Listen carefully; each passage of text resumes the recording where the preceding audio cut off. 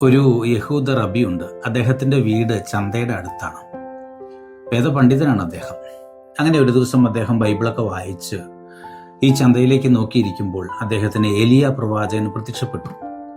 അപ്പോൾ ഈ റബി പറഞ്ഞു, പ്രവാചക, ഞാനൊരു അജ്ഞനാണ്, എനിക്കൊരു സംശയമുണ്ട്, ആ സംശയം ഞാൻ ചോദിക്കട്ടെ? ഏലിയ പ്രവാചകൻ പറഞ്ഞു, ശരി, ചോദിച്ചുകൊള്ളൂ.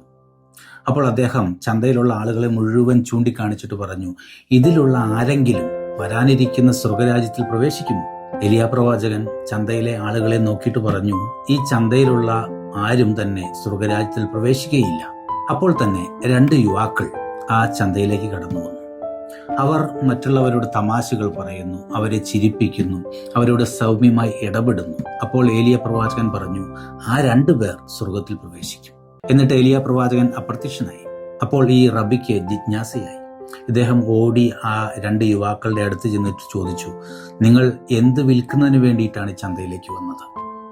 അപ്പോൾ ആ 2 യുവാക്കൾ പറഞ്ഞു, ഞങ്ങളുടെ ഹൃദയത്തിൽ നിറയെ ദുഃഖവും വേദനയുമാണെങ്കിലും ഞങ്ങൾ സന്തോഷം വിൽക്കുന്നതിന് വേണ്ടി വന്നവരാണ്. ഹൃദയത്തിൽ വേദന തിങ്ങുമ്പോഴും അതൊന്നും പുറത്തു കാണിക്കാതെ മറ്റുള്ളവർക്ക് സന്തോഷം നൽകുന്നവരെയാണ് ദൈവത്തിന് ഇഷ്ടപ്പെടുന്നതും അവരെയാണ് ദൈവം ഒരുപക്ഷെ സ്വർഗത്തിലേക്ക് സ്വാഗതം ചെയ്യുന്നതും. നമുക്കൊക്കെ അറിയാവുന്ന ഇഷ്ടംപോലെ ആളുകളുണ്ട്, മനസ്സിൽ ദുഃഖവും വേദനയും സംഘർഷവും ഒക്കെ അടക്കി പിടിച്ചിട്ടും മറ്റുള്ളവരോട് സ്നേഹപൂർവ്വം കരുണാപൂർവ്വം ഇടപെടുന്നവർ. അവരായിരിക്കും ഈ ഭൂമിയിലെ ദൈവദൂതന്മാർ.